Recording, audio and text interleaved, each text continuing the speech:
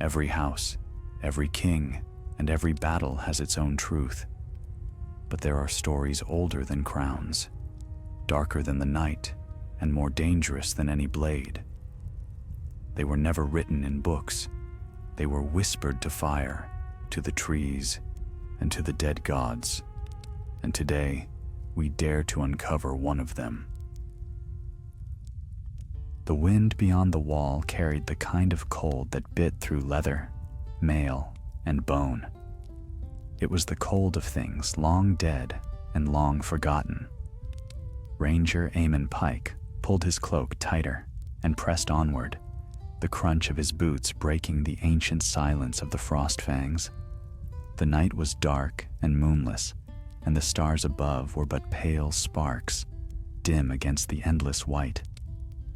He and his companions had been searching for a missing patrol. 5 men, led by Sir Harwin Tollet, last seen heading north to map the ruins of an old fort. No word had returned for 10 days. Aemon, though still young, had earned the trust of the Lord Commander through quiet resolve. He did not boast or flinch, yet even he could feel the weight of the dark pressing close, as though the forest itself held its breath. "Hold," came the voice of his sergeant, old Corbin, a man with a nose like a hawk's beak and eyes sharp as black glass. Tracks. The rangers halted. In the pale wash of their torches, prints appeared. Boots, yes, but strange ones, scuffed and shallow, as though the ground resisted remembering them. "Not ours," murmured Corbin. "Too light, too cold." Aemon knelt beside them. He brushed away snow, revealing something else beneath. A faint mark burned into the ice, shaped like a handprint with too many fingers. A chill worse than the air's crept into his chest. One of the younger brothers made a sign of the 7. "Old gods protect us," he whispered. Aemon rose. "No, these aren't the old gods." They pressed on, following the trail deeper into the mountains until the slope broke open into a valley of shadow. At its heart stood the ruin, an enormous ring of ice half buried in snow, glinting like a fallen crown. Its stones were not carved by men. They pulsed faintly blue beneath the torchlight, as though light itself fled within them. Corbin spat. "7 save us. This wasn't here before." "It was," said a voice from behind them. The rangers turned as one. A woman stood at the edge of the ridge, her cloak the color of moonlight, her eyes pale as mist. Her hair, long and white blonde, shimmered like frost. None had heard her approach. Aemon stepped forward, hand on his sword. "Who are you? How did you get here?" "I've been here longer than you've drawn breath, Ranger," she said softly. "I am Viella. I am one of those you call the Forgotten." "The Forgotten?" Corbin's hand tightened on his axe. "Children of the forest died out ages ago." She smiled faintly. "Some of us learned to wear other shapes." Aemon hesitated, watching her carefully. There was no deceit in her voice, but there was power, a stillness like the world before dawn. "What is this place?" he asked. She looked past him to the ring of ice. "The cradle of a weapon, the first and the last of its kind."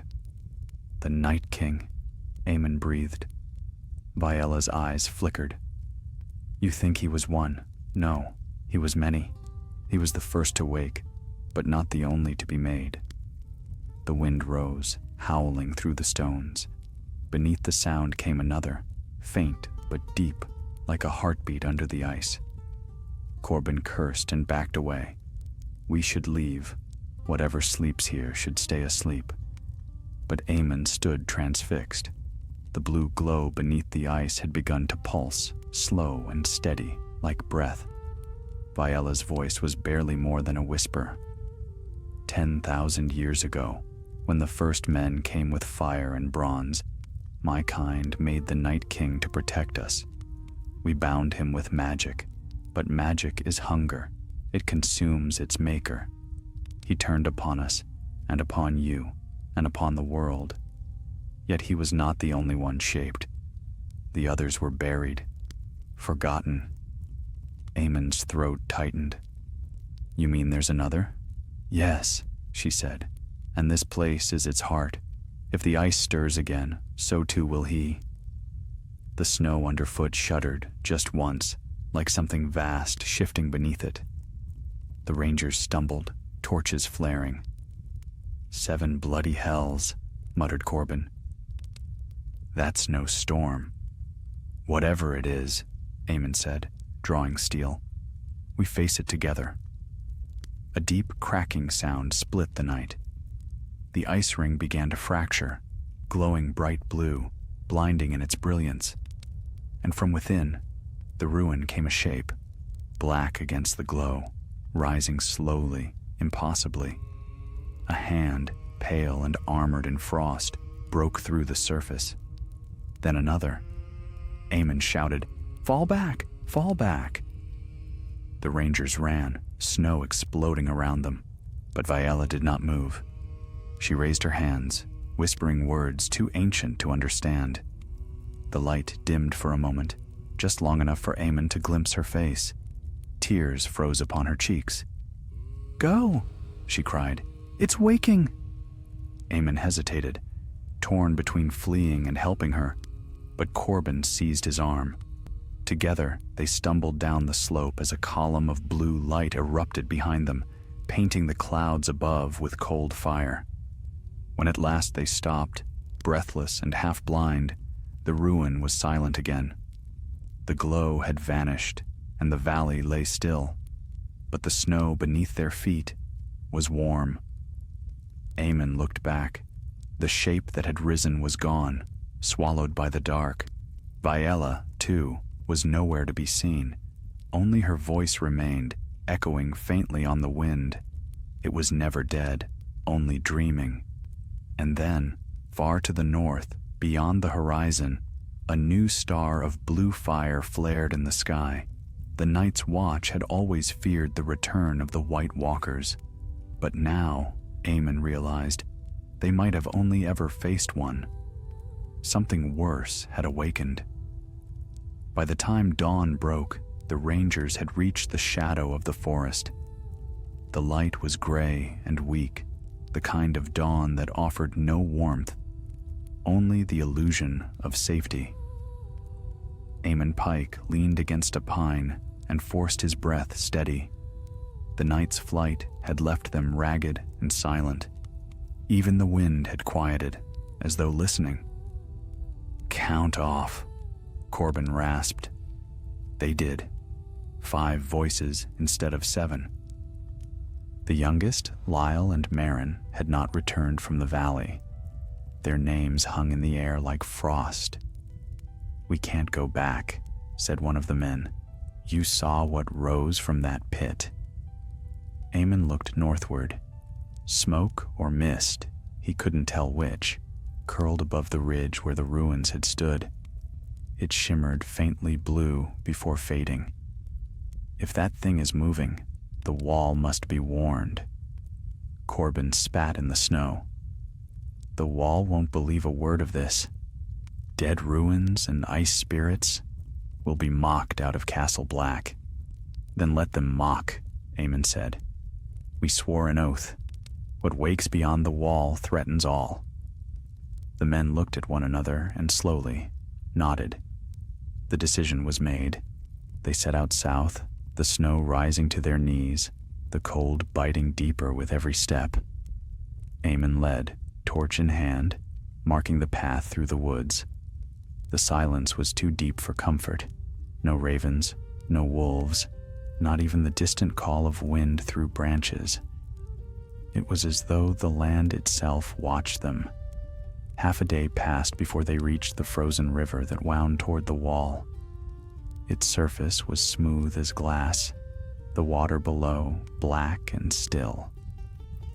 Aemon crouched to fill his skin with melted snow when something flickered beneath the ice, a shape sliding under his reflection. He froze. "Hold," he murmured. The others stopped. A moment later, The river shivered. Cracks split across the surface, racing like lightning. "Run!" They scrambled for the far bank as the ice burst open. From the depths, hands of ice and bone reached upward, grasping with silent fury. Whites, drowned long ago, now stirred by new power. One seized Merrin's leg and dragged him screaming into the dark below. Aemon spun, driving his sword into the nearest creature's skull. It shattered like brittle glass. He yanked Corbin to his feet, and together they stumbled onto solid ground, hearts pounding. When the river stilled again, all that remained was silence, and Merrin's torn glove drifting atop the current. Corbin wiped his blade clean, face pale. They're awake again, the dead, just like before. Not just like before, said Aemon quietly. Before they followed the Night King. Now there is no one to command them. Corbin looked at him sharply. Then who raises them? Aemon had no answer, but deep in his chest, he remembered Viola's words. He was not the only one made. They pressed on until nightfall. When they could go no farther, they made camp beneath the roots of an ancient pine. Their fire burned low, casting long shadows on the snow. Aemon sat apart, staring north, haunted by the thought of the pale figure rising from the ice. A voice stirred behind him. "You shouldn't have left me there, Ranger." Aemon turned sharply. Viola stood at the edge of the firelight, her cloak dusted with snow, her expression unreadable. There was no mark of injury upon her, though he'd seen her standing in the midst of the blue fire. "You're alive," he breathed. "For now," she said, settling across from him. Her eyes caught the flame like shards of moonlight. The magic that bound that place was broken. Something older has been freed. Corbin rose, sword half drawn. You brought this upon us." Viola did not flinch. "No, old man. Your kind did, long before you were born. The first men drove us from our groves, cut down our weirwoods, and spilled our blood into the rivers. We made weapons to defend ourselves. What else do mortals do when cornered?" Aemon's jaw tightened. "And now your weapon walks again." Her gaze fell to the snow. "Not mine. He was made by others. A brother of the Night King, though different in will.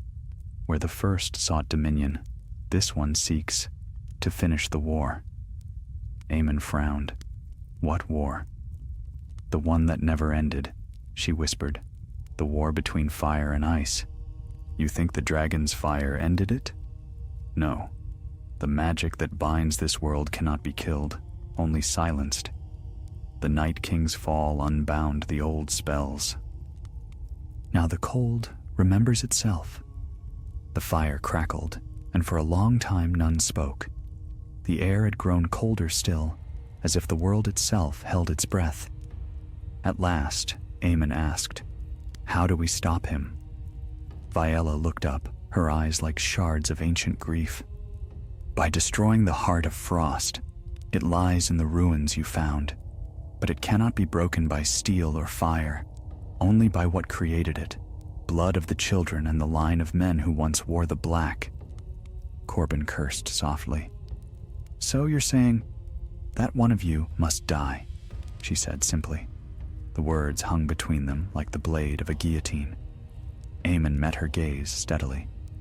"If that's what it takes, I'll see it done. But you'll come with us." Viola inclined her head. "I will. The path north is not one mortals can walk alone." When dawn came again, pale and sharp, the company set forth once more. The wind had turned strange, whispering through the trees like voices speaking in tongues. By midday, they reached a field of standing stones black with age. Each stone bore carvings of spirals, suns, and crude faces with hollow eyes. Viola traced one with her fingers. "These mark the border of what was once our land. Beyond this, the world belongs to the dead." The rangers followed her through the stones and into a valley where the snow never seemed to melt. The air shimmered faintly blue, and the ground hummed beneath their boots. Then, without warning, Corbin stopped dead. "Do you hear that?" Aemon strained to listen. Beneath the wind came a low sound, rhythmic, distant, like the beat of a colossal heart. Viola's face went pale. "It's closer than I thought." From the ridge ahead, a figure appeared. It was tall, taller than any man, its flesh a pale sheen of frost, its armor woven from black ice. Its eyes glowed faint blue, steady as moonlight. But unlike the Night King of old, its face bore no crown of horns. It was smooth, blank, expressionless, a mask of eternal winter. It did not move to attack. Instead, it raised one arm and pointed south, toward the wall. Aemon's blood ran cold. "It's not here for us." "No," Viola said softly. "It goes where its purpose leads, to finish what the first began." The creature lowered its arm and turned away, vanishing into the swirling snow. Aemon exhaled, realizing only then that he'd been holding his breath. "Then we follow." Viola looked at him gravely. "If you do, there will be no turning back. Once you cross into the valley of ice, your fate will be bound to it. You may stop it, or you may become what it is." Aemon met her eyes without flinching. "Then let the world decide which." And as the snow fell harder, burying their tracks, they set out into the frozen waste, toward the heart of the storm and the truth of what the Night King had left behind. The storm rose that night, a white wall of wind and snow that swallowed the world. It howled through the valley like a living thing, snatching breath and sound alike. Aemon Pike led his men through the blizzard with a rope tied between them, each step a battle. The snow was waist-high, the cold sharp as shattered glass. Viola walked at the front, her cloak streaming like ghostly wings. She seemed untouched by the storm, her hair glittering faintly with frost. Each time the path vanished beneath the snow, she lifted a hand and murmured in an old tongue, and faint blue lights flared ahead, guiding them onward. They moved through the frozen wastes for 2 days and nights, resting only when exhaustion forced them. One man fell behind and was lost to the snow. Another froze before dawn. None spoke of turning back. Beyond the white horizon lay the ruins and the heart of frost, their only hope of stopping the creature that walked toward the wall. On the 3rd day, the storm broke. The sky cleared to a pale, pitiless blue, and the world lay drowned in silence. Before them stretched a frozen plain studded with black spires, the shattered remnants of an ancient city, half buried in the ice. "There," Viola said, pointing toward the largest of the spires. "The heart lies beneath that tower." They crossed the plain warily, passing frozen arches and toppled pillars. Faces of stone peeked from beneath the ice, faces not of men, but of something older. Their eyes were hollow, their mouths carved in screams. Aemon felt unease coil in his chest. "Who built this place?" "My people," Viola said. "Long before men walked the north, it was called Elvarian, the Hall of Binding. Here we shaped the first of the Cold Ones. Here the Night King drew his first breath." Corbin spat on the ice. "Then may this cursed place burn in the 7 hells." They reached the base of the tower. Its sides were jagged, its stones smooth as glass, the air around it thick with cold so deep it burned the lungs. The doorway yawned open, a black wound in the wall. Inside, the air was still. The walls shimmered faintly with trapped light, as though the ice remembered the touch of fire long ago. The company descended a spiraling stair that seemed to sink forever into the earth. At last, they emerged into a vast chamber. a cathedral of frost. In its center stood a dais of black ice, and upon it rested a crystal heart the size of a man's chest, pulsing with blue light. The air around it throbbed like a heartbeat. "The heart of frost," whispered Viella. Her voice trembled, though not with fear. "It binds the spirit that once was the Night King's twin. His name was Valian, and his will was stronger than any flame. The children feared what they'd made, and sealed him here." Aemon stepped closer, drawn by the light. "You said only blood can destroy it. Yours and one of us." She nodded. "The spell demands sacrifice. The heart is alive, and it will not die quietly." Corbin laid a hand on Aemon's shoulder. "Let me do it, lad. I'm old, and my watch is nearly done." Aemon shook his head. "If this fails, we'll need you to lead the others back. I'll stay." Viella looked between them, sorrow in her eyes. "Then be ready. Once it begins, you cannot stop it." She drew a blade from beneath her cloak, slender, translucent, and cold as moonlight. Its edge shimmered faintly blue. She sliced her palm without flinching, and her blood fell onto the ice, hissing as it touched the ground. "Speak your name," she said softly. "Aemon Pike," he answered, and drew his own dagger. He cut across his palm and pressed it to the heart. For an instant, nothing happened. Then the chamber shook. Light flared, blinding, and the ice beneath them cracked like thunder. A scream, not human, tore through the air. The heart pulsed violently, faster and faster, until its glow was unbearable. "Hold!" Viella cried. "It's fighting the spell!" The light burst outward, and Aemon was thrown to the ground. Shapes formed within the glare, faces of the dead, eyes blue as frozen stars. The temperature plummeted. Frost crept up his arms, his breath turning to shards of ice. He staggered to his knees, forcing his hand against the heart again. His blood hissed louder, steaming against the surface. "End it!" he shouted. "Before it—" The heart exploded. A wave of blue fire ripped through the chamber, hurling them backward. The walls cracked, ice falling like shattered glass. When the light faded, the heart was gone. Only a crater of steaming frost remained.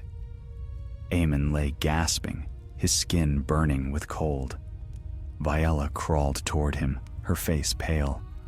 "It's done," she whispered. "The binding is broken." But as she spoke, a sound rose from the crater, soft at first, then growing. A heartbeat. Slow, powerful, endless. They froze. The ice at the crater's edge shifted, and from within it came a figure, not of flesh or bone, but of pure frost, shaped like a man. Its eyes blazed with blue fire. "It's not destroyed," Aemon whispered. "We freed it." Viella's voice broke. "No, we woke it." The creature turned its gaze upon them, and the temperature dropped so swiftly the torches went out in a hiss. It stepped forward, each movement heavy as falling stone. The ground cracked beneath its feet. Aemon drew his sword, though he knew it was useless. "Corbin, get the men out." The sergeant hesitated, torn between duty and loyalty. "Not without you, lad." "Go," Aemon roared. "That's an order." Corbin dragged the surviving men toward the stairs. Viella stayed beside Aemon, her hands raised, whispering words in the old tongue. The creature paused, head tilting as though listening. Then it spoke, not in words, but in thought, a voice that filled their minds like cold water. "We are the memory of winter.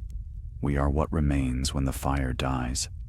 Aemon staggered, clutching his head. "What do you want?"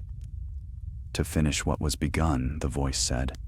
"The world must be cleansed of fire. The age of warmth is over." It raised its hand. The air froze solid, shards of ice spiraling outward. Viella screamed something ancient and struck her palms together. A shockwave burst from her, slamming into the creature. The chamber cracked from floor to ceiling, and with a roar, the tower above them began to collapse. Aemon seized Viella's arm and dragged her toward the stairs as the roof caved in. Ice and stone fell around them, the world shaking apart. They burst into the open as the tower crumbled behind them, burying the creature in a storm of shattered ice. For a long moment, nothing moved. Then the plain trembled. A fissure split the ground from the ruins to the horizon, glowing faintly blue. Aemon turned to Viella, chest heaving. "Is it over?" She shook her head, tears freezing on her lashes. "No, the heart was only a vessel. Its power lives now within him, and he will not stop until the world is his." From far away, a low, mournful horn sounded, deep and terrible. Not of men, not of life. Aemon's blood turned to ice. "Then the wall won't stand for long." Viella looked north, her face hardening. "Then we must reach it before he does." And as the sun set behind the mountains, casting the world in a bloodless light, the two of them turned south, toward the wall and toward a doom that walked in silence behind them. The sun had vanished behind gray clouds by the time Aemon and Viella reached the foot of the Frostfangs again. The mountains loomed above them, jagged and white, their peaks swallowed by storm. The world felt older here, untouched by warmth or mercy. Each gust of wind carried whispers that might have been voices, though whether of the dead or the wind itself, Aemon could not tell. They had lost 2 more men during the flight from the ruins. Corbin and 3 others remained, grim-faced and hollow-eyed, bound by duty more than hope. None spoke of what they had seen beneath the ice. As night fell, they made camp in a narrow ravine. Their fire burned weak and blue, fed by frozen wood and what little oil they had left. The silence pressed close. Even the crackle of flame seemed afraid to speak. Corbin sat apart, sharpening his sword by the dim light. "That thing will not stop," he muttered, eyes on the flame. "We shattered its cage, and now it hunts." "It does not hunt," Viella said softly.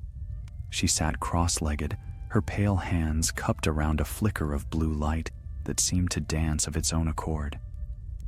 "It follows the memory of its making. It remembers the war that birthed it, and it will march until all fire is extinguished, until the last ember dies." Aemon looked up. "And you think it can reach the wall?" "It will reach everything," she said simply. "The wall was built by men, not magic. The wall holds back the dead, but this thing is not truly dead. It is the cold itself given will." The Rangers exchanged uneasy glances. "Then what hope do we have?" one of them asked. Viella lifted her gaze to the mountains. "There is an old power still sleeping, older even than the cold. The fire that dwells beneath the earth. If we can reach the cave of the Red Grove, we may find what we need to oppose it." Corbin frowned. "The Red Grove? That's days away, and it's said to be cursed." "All sacred places are cursed to those who do not understand them," she said. Aemon stood, brushing snow from his cloak. "Then we go at dawn." The company rose before first light. The air was so cold their breath froze in clouds that lingered like ghosts. They marched south through canyons of ice and wind, following Viella's lead. By midday, snow began to fall again, slow and heavy, muffling their steps. As they crossed a narrow pass, Aemon caught sight of movement on the ridge above, shadows gliding across the snow, silent and swift. He raised his hand in warning. "Whites," Corbin muttered, drawing steel. But as the figures came into view, Aemon's blood turned to ice. These were not the shambling corpses he had fought before. Their forms were half flesh, half frost, their eyes burning white rather than blue. They moved like hunters, silent and sure. "They are his forerunners," Viella whispered. "Iceborn, shaped in his image." The first leapt from the ridge, landing in the snow with a sound like breaking glass. The rangers formed a line, blades ready. The creature lunged, too fast, and Aemon barely met its strike. His sword bit deep, but the wound froze shut instantly. "Keep moving," he shouted. "Don't let them surround us." They fought their way through the pass, the air filled with the shriek of steel and the hiss of frost. Corbin's axe shattered one creature's skull, but 3 more took its place. The younger ranger, Holt, went down beneath a clawed hand, his scream cut short. Viella lifted her arms and cried out in the old tongue. The ground shuddered.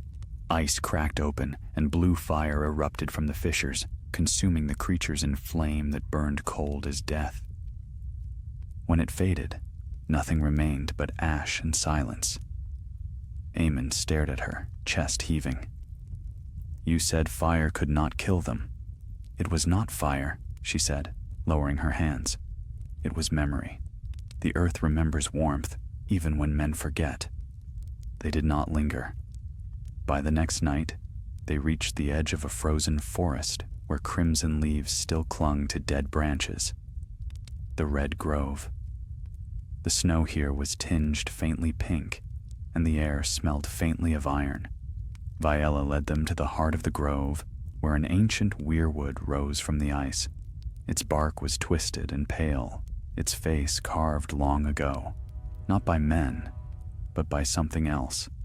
The eyes wept frozen sap that gleamed like rubies. "This is the root of the world," Viella said, kneeling before it. "Here, the first fire met the first frost.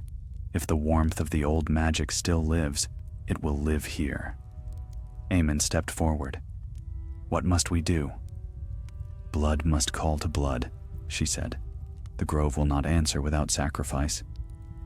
Corbin sighed. "Always comes to blood, doesn't it?"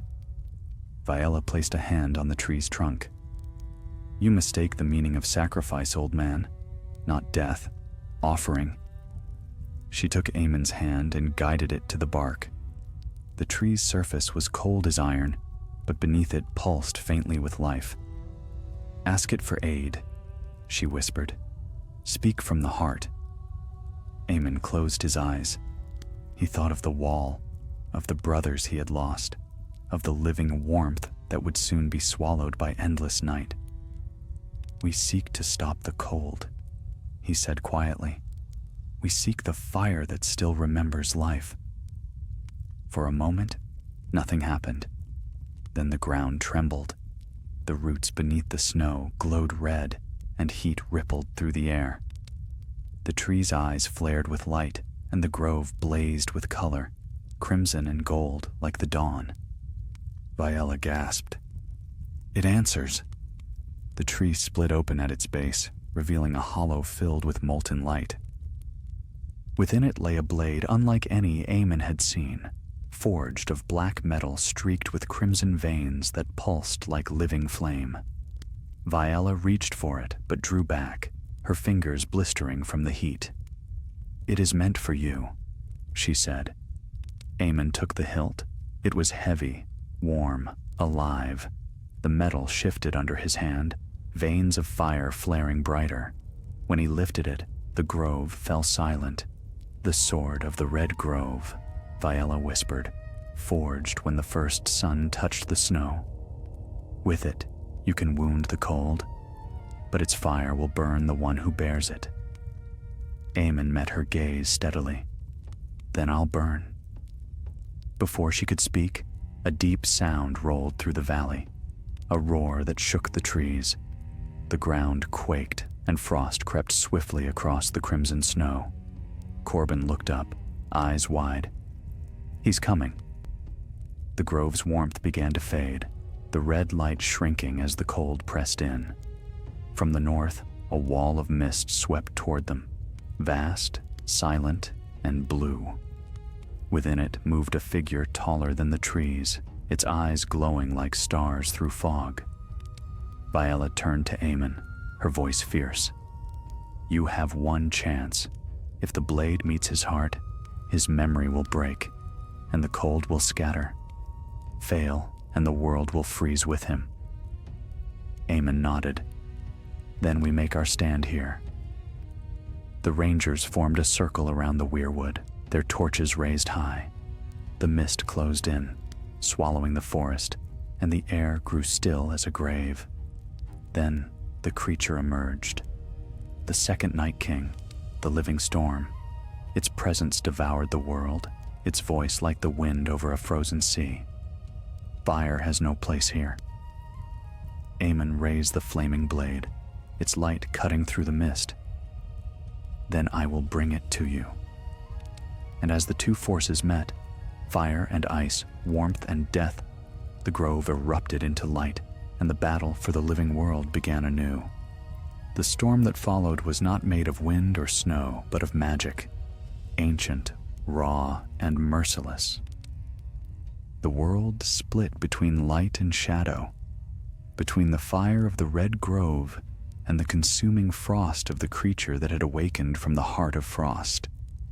The air burned and froze all at once. Breath turned to steam, then to shards of ice. Aemon Pike stood at the center of it all, the sword of the red grove blazing in his grip. Flames crawled along the blade like living things, hungry for the cold that surrounded them. The creature before him, tall as a giant, pale as moonlit death, stepped forward, each motion heavy and deliberate. Its armor was carved from black ice, smooth as glass, its eyes twin suns of frozen fire. Behind Aemon, Corbin and the surviving rangers braced themselves, shields raised though they knew they would shatter. Viella knelt by the weirwood, chanting words in the ancient tongue. Her voice carried through the storm like a song, weaving between the gusts of wind and the roar of magic. The creature raised one hand. The snow lifted from the ground as if alive, swirling around it, forming spears of ice that glowed faintly blue. "Now!" Aemon shouted. The rangers charged. The first volley of ice spears cut through the air, striking the ground in explosions of frost. One man fell, his body frozen mid-stride, turned instantly to glass. Corbin swung his axe with a roar, cleaving through a spear before it struck Aemon. Aemon dashed forward, the fire blade lighting his path. He slashed at the creature's leg. The strike met with a sound like metal meeting stone. Sparks of blue and gold scattered across the snow. The thing looked down, unbothered, then backhanded him with such force that he flew through the air and crashed against the roots of the weirwood. Pain surged through him, sharp and real, grounding him in the moment. The sword flickered, its flame dimming. He forced himself up. "Aemon!" Viella cried, her voice breaking through the storm. "You must strike its heart. Only there is it weak." The creature turned toward her, its gaze cold and endless. It stepped forward, the ground freezing solid beneath its feet. Aemon pushed himself upright and stumbled into its path. "You'll have to go through me." It tilted its head, almost curiously, then spoke in that voiceless whisper that seemed to echo inside his skull. "You carry the flame of an age that is gone. Fire dies, cold endures." "Maybe," Aemon growled, gripping the sword with both hands. "But fire fights back." He charged. The sword blazed brighter, crimson veins pulsing like living blood. He struck again and again, each blow sending ripples of heat through the air. The creature parried with arms of solid frost, each impact ringing like thunder. Corbin joined the fray, his axe glowing faintly red from the grove's lingering magic. He roared as he struck at the creature's side, breaking off a shard of its armor. Frost spilled like blood. The thing turned, grabbed Corbin by the throat, and hurled him aside. "Corbin!" Aemon shouted, but the old ranger rose again, coughing, alive. "Don't stop, lad," Corbin rasped. "Give it all you've got!" The creature raised both arms, and the storm roared in answer. Ice and wind swirled, lifting Aemon from his feet, spinning him in a vortex of cold. His breath froze in his lungs. His vision dimmed. The voice filled his mind again.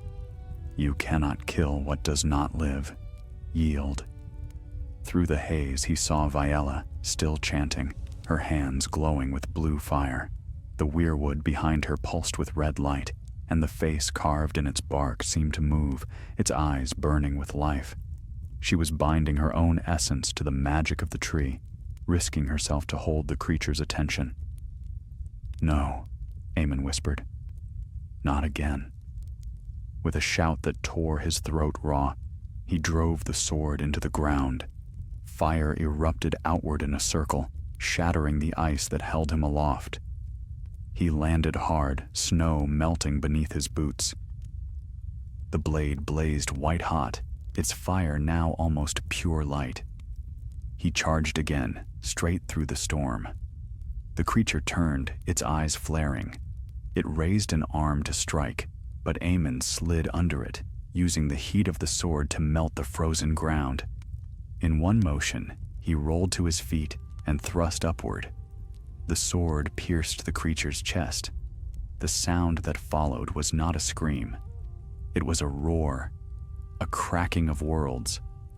Blue fire exploded from the wound, clashing with the red of the sword, the air between them bending and warping. The ground split. The weirwood blazed with light so bright it blinded them all. Violella's voice rose above the chaos, strong and clear. "Hold it! Do not pull the blade free!" Aemon gritted his teeth as the heat seared his hands. The fire burned through his gloves, through his flesh, fusing his fingers to the hilt. His skin blistered, blackened. Still, he held. The creature convulsed, the frost armor cracking. Its voice filled the world. "You are nothing. Fire fades. All things end." Aemon met its gaze. "So does winter." He drove the blade deeper. There was a final blinding flash, and the creature shattered, 1,000 shards of ice bursting outward like stars. The storm collapsed. The air fell still. Aemon stumbled, the sword still burning in his grip. The flames dimmed to embers, then to faint warmth. He dropped to his knees. Viella hurried to his side, catching him before he fell. His hands were charred and blackened, but his eyes burned bright. "Did we stop it?" he asked, his voice barely a whisper. She looked around. The grove was quiet again, its crimson leaves slowly returning to stillness. The sky above had cleared, showing a pale dawn. "For now," she said softly. "The cold retreats. You did what no man has done." Aemon's gaze drifted to the shattered remains of the creature. Among the fragments, something still glowed, a shard of pure ice, pulsing faintly blue. "What is that?" he murmured. Violella's expression darkened. "Its heart, what remains of it. The frost will never truly die. It will wait, as it always has." Aemon tried to stand, but his strength failed. The sword flickered once and went dark, the last wisp of smoke curling into the air. Corbin limped over, leaning heavily on his axe. "He's alive, then? 7 save us, lad, you've done it." Aemon managed a faint smile. Not alone. Viella rose, her gaze lingering on the glowing shard. "It must not fall into mortal hands," she said. She stepped toward it, her fingers weaving the air. The ground opened, and the shard sank slowly beneath the roots of the weirwood. The earth closed over it, the light fading. "It sleeps," she whispered. "But sleep is not death." Aemon closed his eyes, exhausted. The The cold was easing, but deep in his bones he felt its echo, a chill that would never quite leave him. Viella looked down at him, sorrow in her pale eyes. "You've taken its mark," she said softly. "Part of its power flows through you now. That is the price of victory." Aemon's eyes opened, distant and calm. "Then let it remind me what waits in the dark." Corbin chuckled weakly. "Remind you not to meddle with cursed magic again, more like." Violella's lips curved into a faint smile, though sadness lingered behind it. "Come," she said. "The world waits, and we have much to tell before the next winter remembers." As dawn spread across the snow, the red grove stood silent once more, its roots drinking deep from fire and frost alike. The wind carried away the last ashes of the battle, whispering through the frozen pines.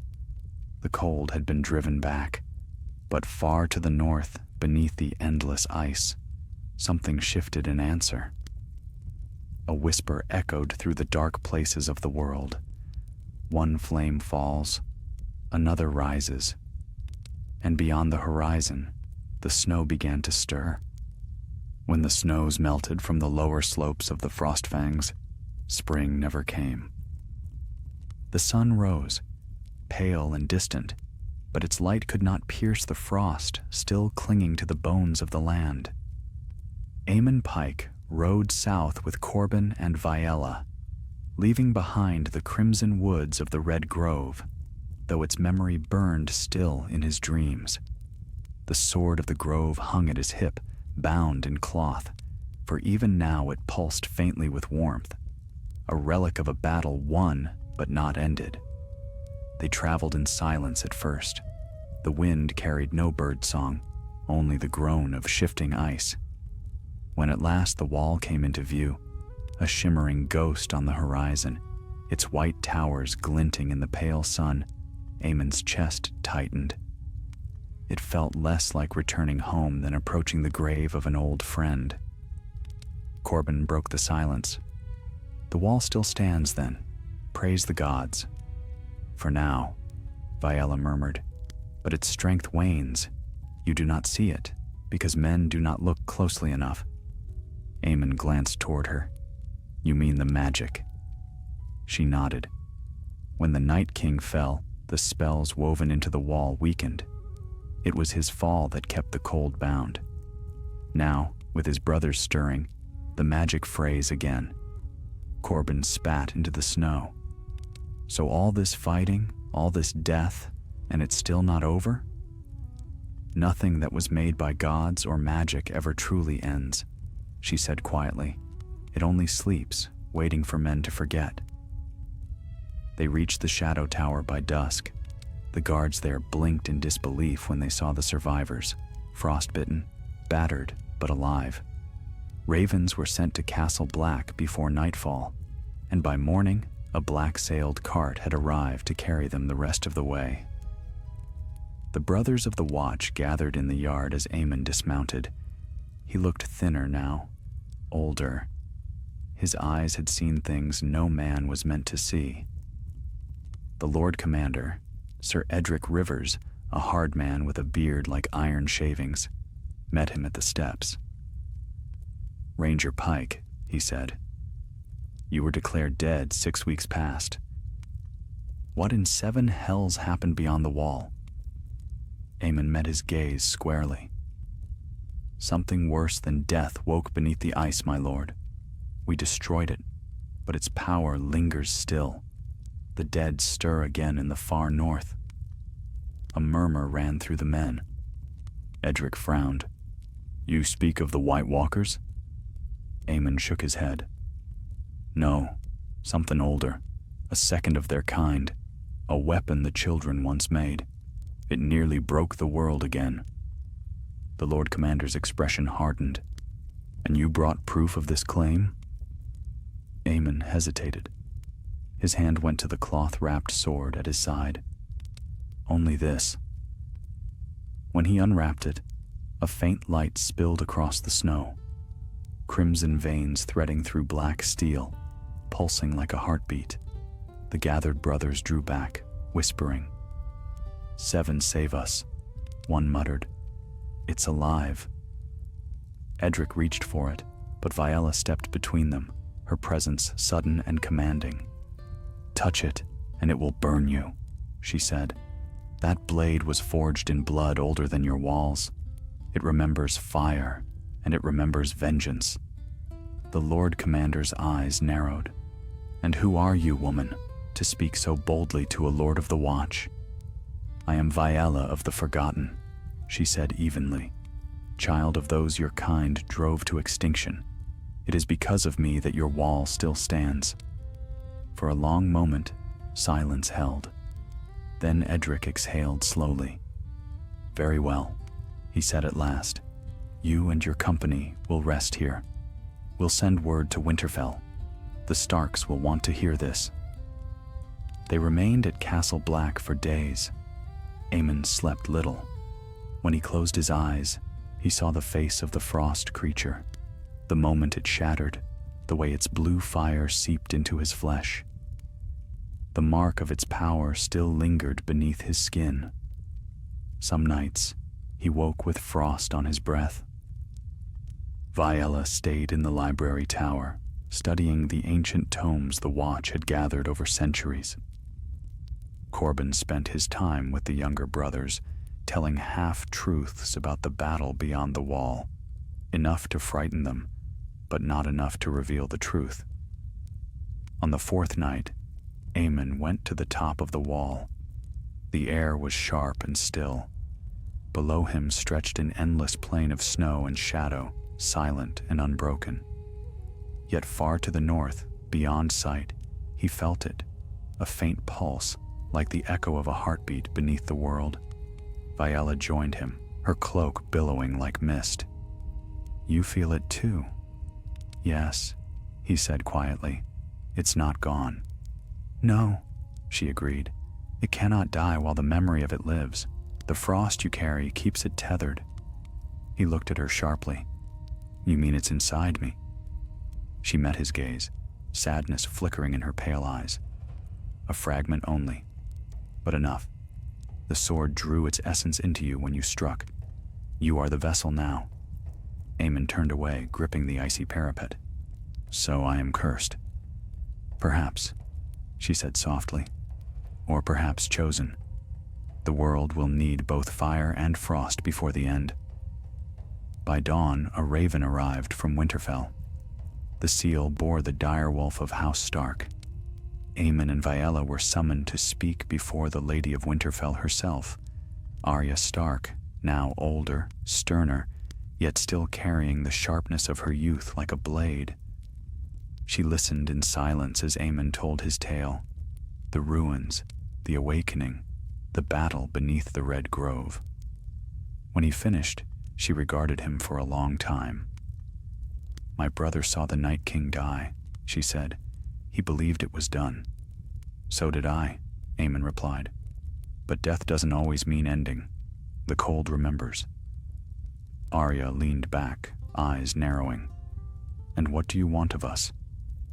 Prepare, Viella said before Aemon could answer. The storms will come again. The lands beyond the wall are stirring. If you would survive the next winter, you must mend what men broke, the bonds of old magic. The wall's spells fail. They must be renewed. And who can do that? Arya asked. Viella's gaze shifted to Aemon. Him! Aemon stared at her in disbelief. Me? I'm no sorcerer. No, she said. But you carry both the flame and the frost. The wall was built to bind the two, to balance them. You are its last key. The chamber fell silent. Arya studied him with a warrior's calm. Then you'll stay here, she said, until you know what must be done. The North remembers, and it will stand again, if it must. That night, as he lay in a chamber overlooking the frozen fields, Aemon dreamed. He stood once more before the heart of frost, its blue glow pulsing like a living thing. From its depths came a whisper. familiar, cold, and patient. You cannot destroy what you are becoming. He turned, and the frost creature stood behind him, whole once more, its face smooth and blank. The flame burns within you, but it is ours now. You are the bridge, the way forward. Aemon tried to speak, but his voice froze in his throat. The creature's hand reached toward him, not to strike, but to touch. The cold spread through his veins, slow and certain, until his heart faltered. He woke with a start, drenched in sweat despite the cold. His breath misted in the air, and on his palm, faint and blue, burned the shape of a sigil, a circle crossed by jagged lines like cracks in ice. Viella found him at dawn, staring at it. Her face paled. "It has begun," she whispered. Aemon looked north toward the wall, where the wind howled faintly through the stones. "Then the war isn't over," he said quietly. "It's only waiting." And beyond the frozen horizon, far in the heart of the lands no map had ever named, a second light flickered to life, cold, blue, and rising. The next moon passed in uneasy silence. Aemon Pike, now bound by forces he scarcely understood, remained within Winterfell's ancient halls. The wind never ceased its song through the towers, a long, mournful cry that carried both memory and warning. Snow gathered high along the battlements. The hearths burned low. It was a winter that felt as though it waited for something. Each night, Aemon dreamed of the same vision, an expanse of frozen land where shadows moved beneath the ice, and a voice whispered from beneath the surface. The balance must be restored. He would wake, drenched in cold sweat, the faint glow of the frost mark burning through his skin. Arya Stark had taken to walking the ramparts at night. She watched the stars as though seeking answers in their stillness. When she spoke to Aemon, it was always direct, her voice level, her eyes sharp. "You fought what no one else could," she said one evening, her cloak snapping in the wind. "But you've brought something back with you. It frightens my maesters. It frightens me." Aemon looked north, toward where the sky darkened beyond the horizon. "It frightens me too." "Then tell me true," Arya said. "If the cold rises again, if what you carry turns against us, can you stop it?" He hesitated. "I don't know." She nodded, accepting the answer. "Then you'd better learn." Viella spent her days in the crypts beneath Winterfell, tracing the runes carved into ancient stone. The old kings of the north had guarded secrets that few remembered, binding spells older than the wall itself. She said they were the same sigils that the children of the forest had once used to weave the balance between fire and frost. Aemon often joined her, though the air below was damp and heavy, thick with the weight of the dead. She worked in silence, her pale hands brushing the walls like a musician touching strings. At last, she turned to him. "The power within you grows restless. You feel it, don't you?" He nodded. "At times it burns. At others, I feel nothing but cold. That is the struggle of all creation," she said softly. "Life and death, warmth and stillness. The wall stands because those forces once worked together. But when men began to build their empires, they severed the bond. The wall has weakened ever since. And you think I can mend it? You must," she said, "or it will fall." 2 weeks later, the first signs came. The watch sent ravens from the shadow tower, whole sections of the wall cracking like brittle glass. In the frozen lakes near the haunted forest, fires burned beneath the surface of the ice. Some claimed to see figures walking through the mist again, wide-eyed and silent. When the ravens arrived, Arya summoned her council. The great hall was dim, lit only by torches that sputtered in the cold. "The North cannot survive another long night," she said. "If the wall fails, Winterfell is the first to fall." "The wall won't hold," Viella said quietly. "Not as it is. But if we can reach its heart, the black gate beneath the night fort, I may be able to renew its strength. Aemon must come with me." Arya frowned. "The night fort is cursed. No man's crossed its threshold since before my time." "That is why it remains untouched," Viella replied. "Its magic still remembers what the others forgot." Aemon stood. "Then we go." Arya regarded him for a long moment. Then she nodded. "You'll have an escort of 10, my best riders. If you do not return, we'll seal the passes and ready for war. War will find you whether you're ready or not," Viella murmured. The company set out at dawn. The sun rose as a dull red smear above the snowfields, and the wind carried the smell of distant frost, sharp, metallic, and wrong. The journey north was slow. Roads had vanished under drifts higher than men, and the cold grew deeper with each mile. By the third day, they reached the abandoned keeps along the wall. Eastwatch's shattered towers, the empty gate of the night fort rising like a jagged tooth from the ice. The air felt heavier here, thick with memory. The night fort loomed before them, black and vast. Its gates were carved with twisted faces that seemed to shift when the torchlight flickered. Inside, silence reigned. The stones themselves breathed cold. "This place is older than your histories," Viella said. "Before the Night's Watch, before even the first men. It was built where the world's bones met, a crossing of powers."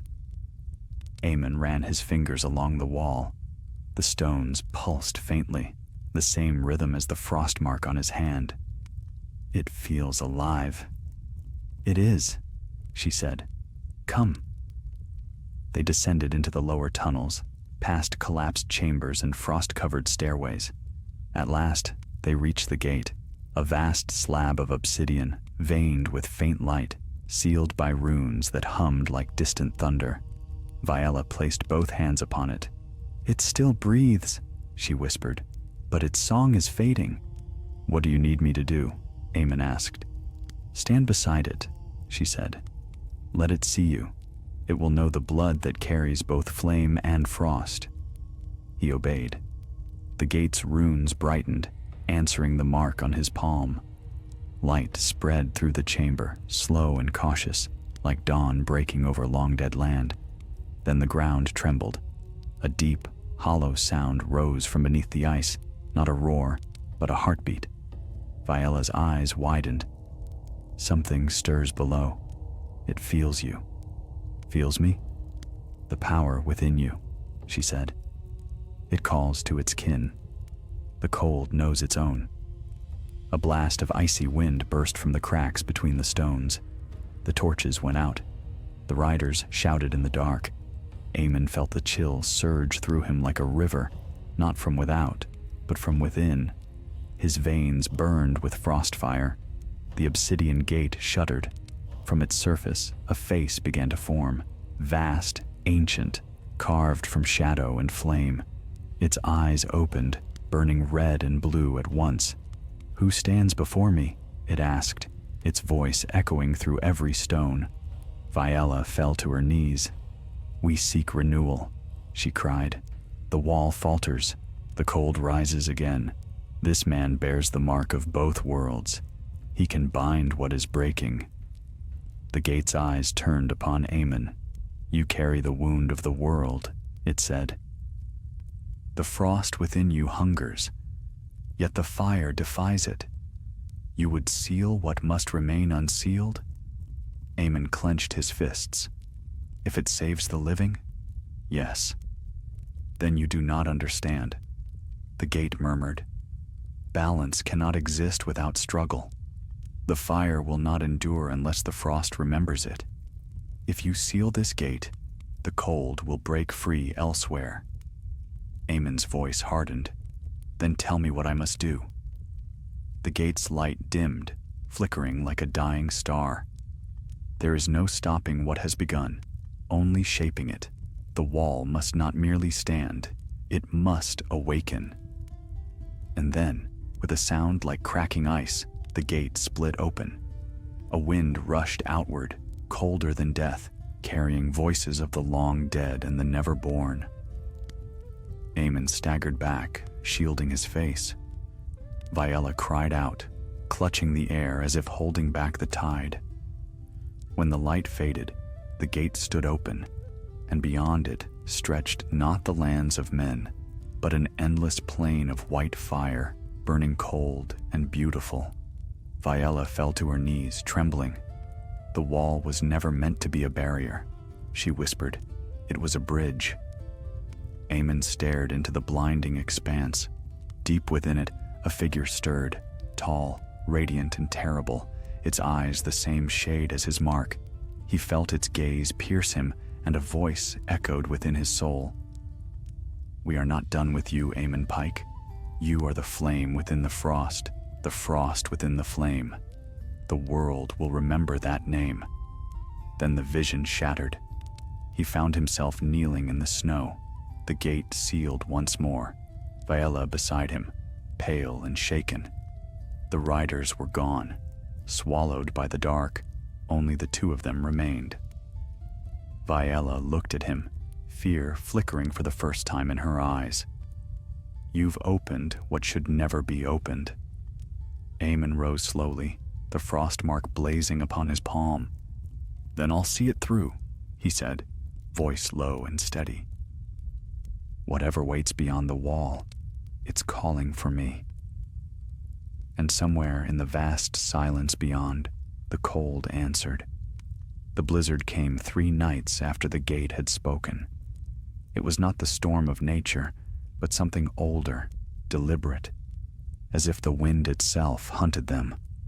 Snow fell in thick, unending waves, and the cold pressed into the bones of the night fort, until even the stones groaned. Aemon and Viella found shelter in the great hall, its roof cracked, its hearth long dead. The fire they built burned low and strange, giving off no heat. It felt as though the light itself was being swallowed. Viella sat across from him, her face pale in the dim glow. Her hands trembled, though whether from cold or fear, he could not tell.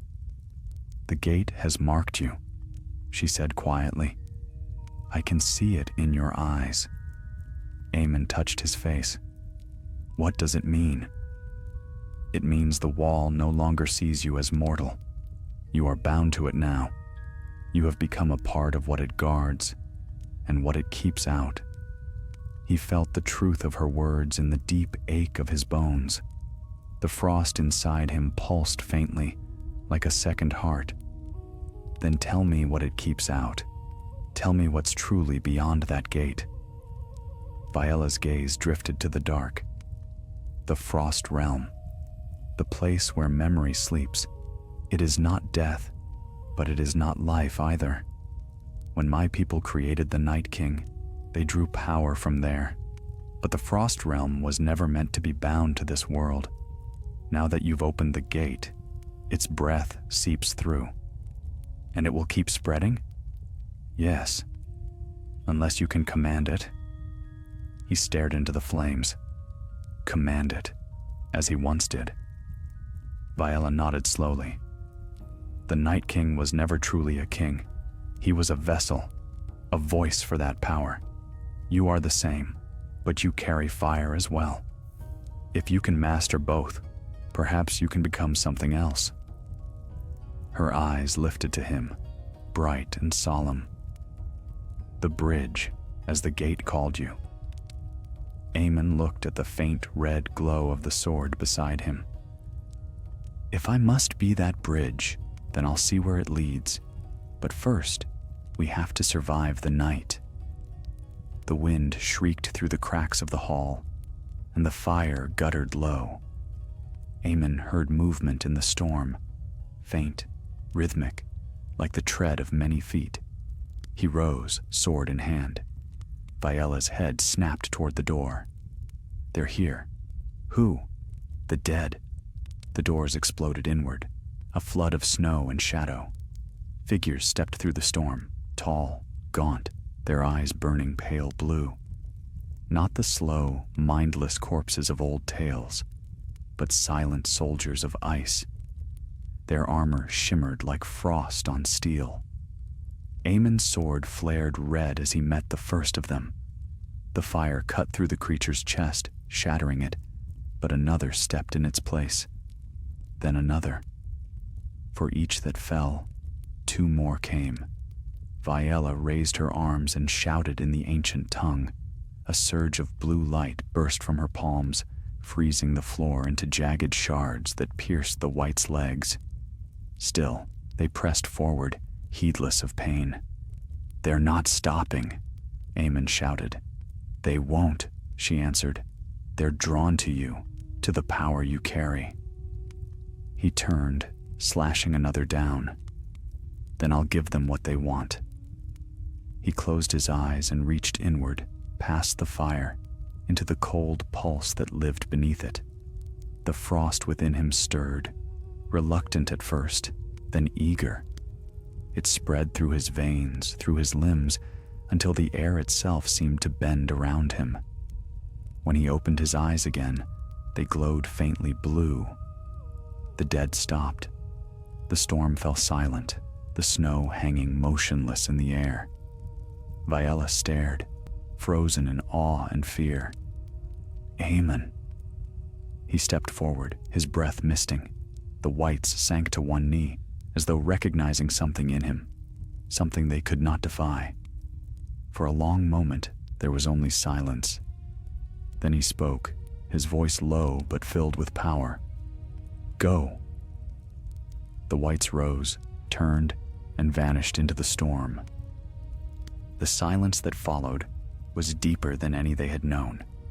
The fire burned low, the flames flickering weakly as though unsure whether to stay lit in his presence. Viola sank to her knees.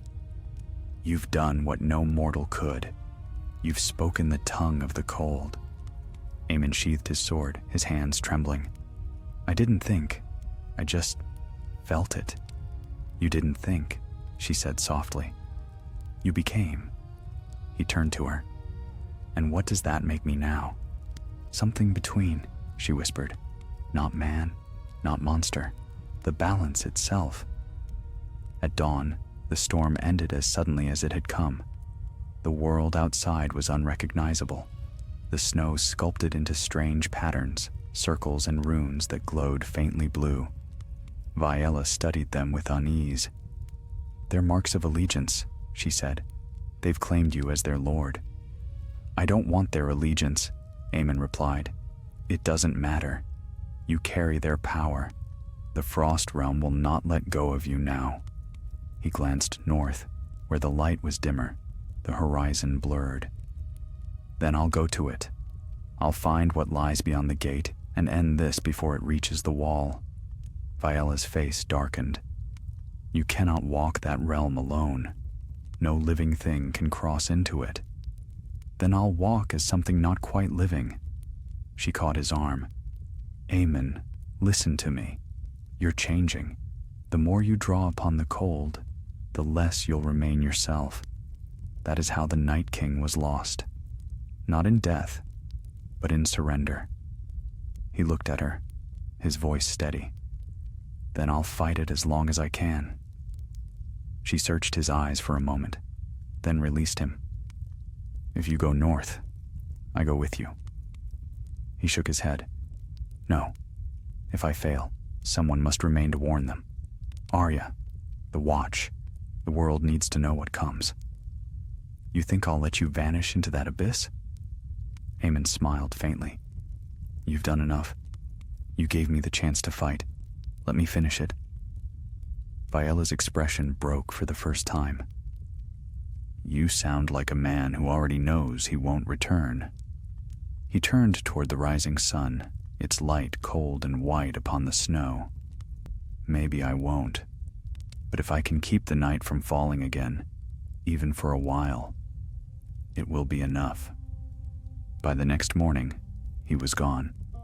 Viella found only footprints leading north, fading where the snow began to glow faintly blue. She stood at the gate of the night fort, the wind tugging at her cloak, and whispered a prayer in a language older than men. Far beyond the wall, where no map dared mark, a lone figure walked across the wastes, the fire and frost within him burning in uneasy harmony. The wind whispered his name, part curse, part blessing, Aemon Pike, the bridge between worlds. And behind him, the snow began to move once more. From beneath the ice, countless eyes opened, watching, waiting. The frost realm stirred, sensing its lost child returning home. Aemon did not look back. He knew the world would never again belong wholly to the living, nor to the dead, for in him both had found their champion. The North had known silence before, but never this silence. It was the hush that comes before a world breaks, the calm breath drawn between the last heartbeat and the fall of the blade. Aemon Pike had vanished beyond the wall, leaving only snow and rumor in his wake. Viella returned to Winterfell with frost in her hair and sorrow in her eyes, carrying tidings no raven could bear. She spoke little, though the maesters begged her for words. The Lady of Winterfell listened, her expression carved from stone. "He walks north," Viella said simply, "toward the frost realm itself. He seeks to bind what was unbound." Arya Stark stood by the window, watching the falling snow. "If he fails, then the world will freeze from the inside out," Viella replied. "The cold will come not as storm or shadow, but as memory. Every living thing will forget warmth. And if he succeeds," Viella looked toward the hearth, where the fire burned low and uncertain, "then he will not return." Far beyond the wall, the air thinned until breath itself felt like betrayal. The wind no longer bit, it whispered. The snow no longer fell, it drifted, weightless as ash. Aemon walked without rest, guided by something deeper than sight. The frost mark on his palm pulsed faintly, leading him northward. He no longer felt hunger or cold. The warmth of the red grove still smoldered inside him, keeping the frost at bay, though the balance wavered with each step. Days lost meaning. Time itself seemed to dissolve. Once, he glimpsed the ruins of old keeps buried in the ice, watchtowers built before the first long night, now nothing but white bones on the horizon. At night, he dreamed of fire and shadow, of Viella's voice fading into silence, of Arya's gaze like tempered steel. In his dreams, he heard the gate's whisper echo again. The wall must awaken. He did not yet know what that meant.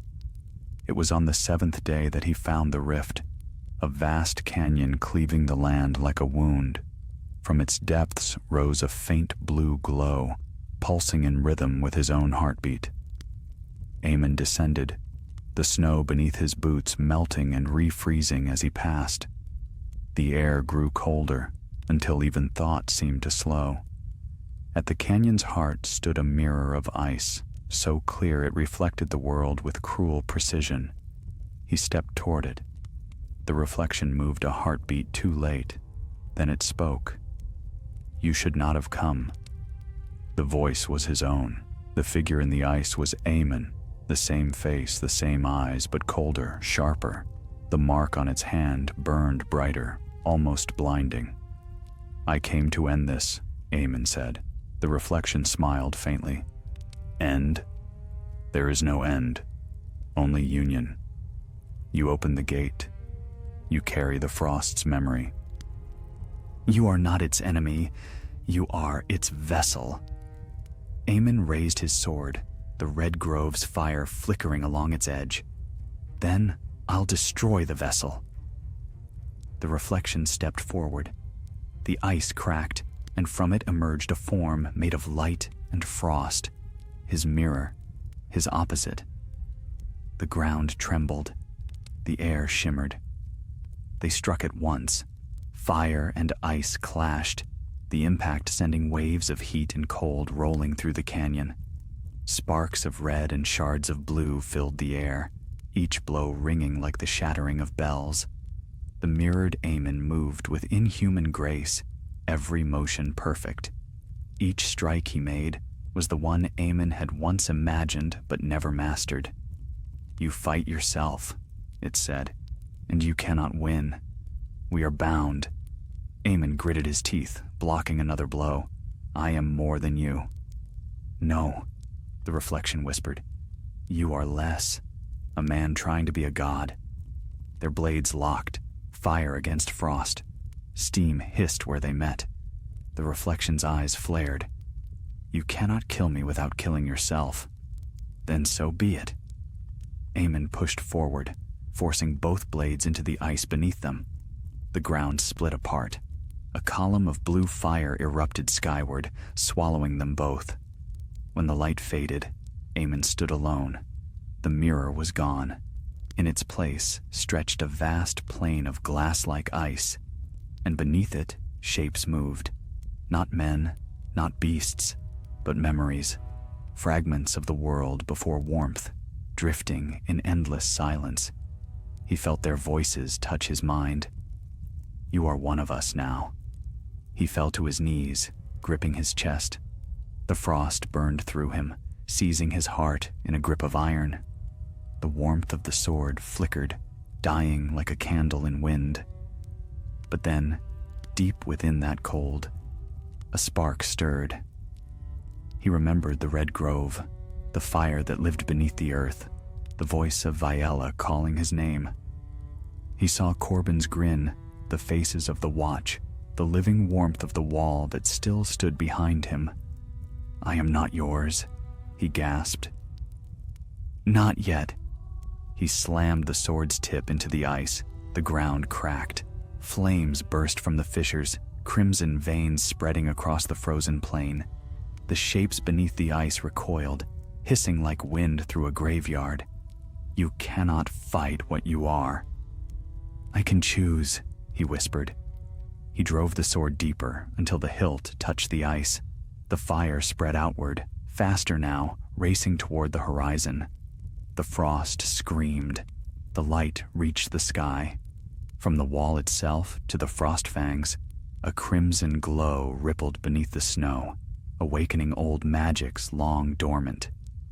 At Winterfell, the maesters saw the aurora blaze across the heavens, red and blue entwined like serpents. Arya stood on the battlements, her breath clouding the air. Viella stood beside her, eyes shining with tears. "He's doing it," Arya said quietly. Viella nodded. "He's awakening the wall. He's binding the two halves again, fire and frost together. Will he survive it?" Viella did not answer. Far to the north, Aemon stood at the center of the storm he had made. The fire within him burned white now, mingling with the frost until neither could be told apart. His skin glowed faintly. His breath came in waves of mist and flame. The voice of the frost whispered again, softer now, almost reverent. Balance restored. The bridge endures. The world shifted. The air warmed. The endless snow ceased its fall. For the first time in centuries, the ice did not crack beneath his feet. It steadied. He looked down at the sword, now dim and still. Its fire was gone, but its warmth remained. He laid it upon the ice, then closed his hand over the mark on his palm. The light faded. Silence returned, deep and eternal. Aemon Pike, ranger, warrior, and unwilling god, took one final breath. The frost within him settled, the fire stilled, and when the next dawn rose, no footprints marked the snow. At Winterfell, weeks later, Viella stood before the heart tree. The sky above was clear, the air calm. The northern wind no longer howled with menace, but with memory. Arya joined her, carrying the wrapped blade of the red grove. They laid it at the roots of the weirwood, its crimson leaves whispering softly. "Will he ever return?" Arya asked. Viella smiled faintly. "He never left. So long as the wall stands, his fire will burn within it, and his frost will hold it strong." She looked north, where the horizon gleamed faintly red and blue. "He has become what he was meant to be." Arya nodded slowly. "The bridge." And as the wind stirred the leaves, the heart tree seemed to sigh, not in sorrow, but in peace. Far beyond sight, where the ice met the dawn, a single figure stood at the edge of the world, watching. His eyes glowed faintly, not blue, not red, but gold, the color of new light. The north healed slowly. The long storms that had once raged endlessly began to fade, their fury spent. Sunlight returned in thin, silvery shafts, glimmering off the wall like light upon a blade. The rivers stirred beneath their ice. The earth, long locked in the grasp of winter, began to breathe again. But peace, as always in the Seven Kingdoms, was not without a price. At Winterfell, whispers filled the halls.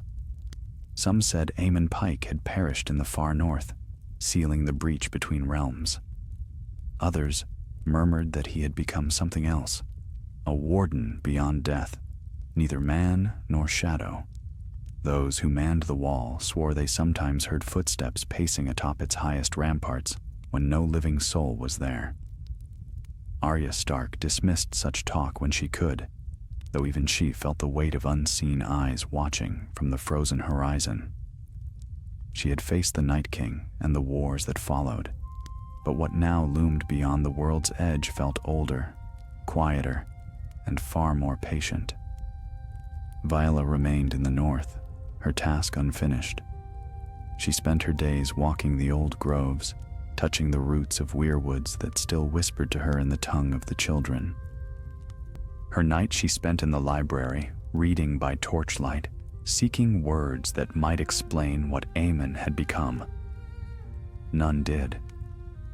One evening, as the last light faded from the sky, Arya joined her beneath the heart tree in Winterfell's Godswood. The snow lay thick and undisturbed around them, muffling all sound. "He's still out there," Arya said at last. Viella looked up from her work. She had been carving runes into the snow with the tip of a weirwood branch, delicate patterns that glowed faintly red. "I know. The world has not gone silent enough for him to be gone." Arya watched the faint steam rise from her breath. "You speak as though he lives." "In a sense, he does, but not as men do." "What did he become, truly?" Viella hesitated. "Once, long before your kingdoms were born, the children spoke of a guardian who would come when the balance was lost. Neither born of fire nor frost, but of both. We called him the keeper between seasons, a bridge to hold the world together when it would tear itself apart." Arya frowned. "You think Aemon Pike is that guardian?" "I think he has taken upon himself what none should bear," Viella said softly. "And if he falters, all we know will unravel again." The wind stirred the leaves, and both women turned northward.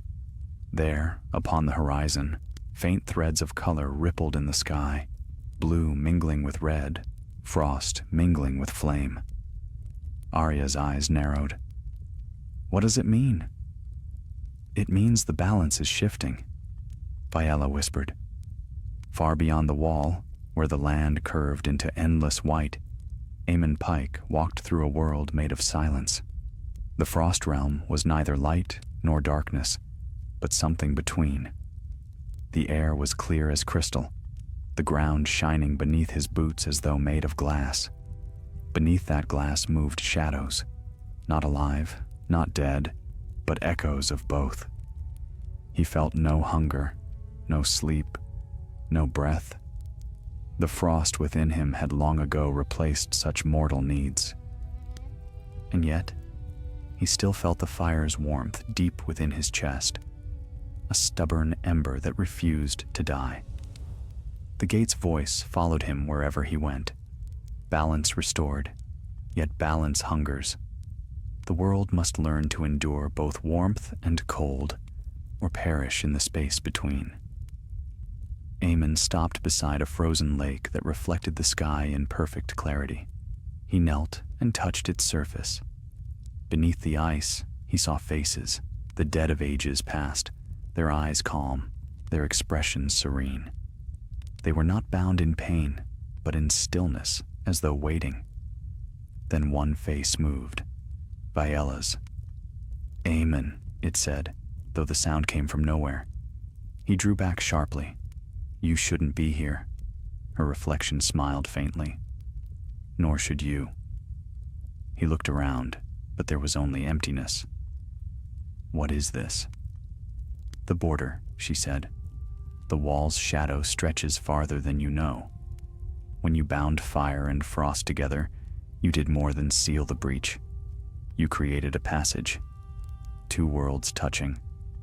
Then I must close it before they begin to cross," she finished. "Yes, but to close it will cost you the last of what keeps you alive." Aemon looked into her eyes, her true eyes, not the frost's reflection, and saw sorrow there. "Then tell me how." "Return to the beginning," she whispered. "To the place where the heart of frost was born. Only there can the circle end." And the reflection vanished, leaving the lake smooth once more. He turned south. The journey through the frost realm defied all logic. The land shifted like the surface of water, mountains rising and fading in moments. Time folded. He walked for what felt like days, or perhaps centuries. He saw visions as he traveled, the faces of the Night's Watch brothers who had fallen beside him, the ruins of the first men, the weirwoods glowing faintly through the mist. All of it blurred into one great dream.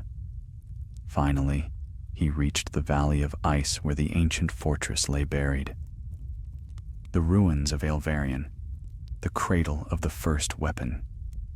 It was smaller now, diminished by time, half buried beneath centuries of frost. Yet as he stepped closer, light began to pulse within it, slow and steady, as though it had been waiting for him.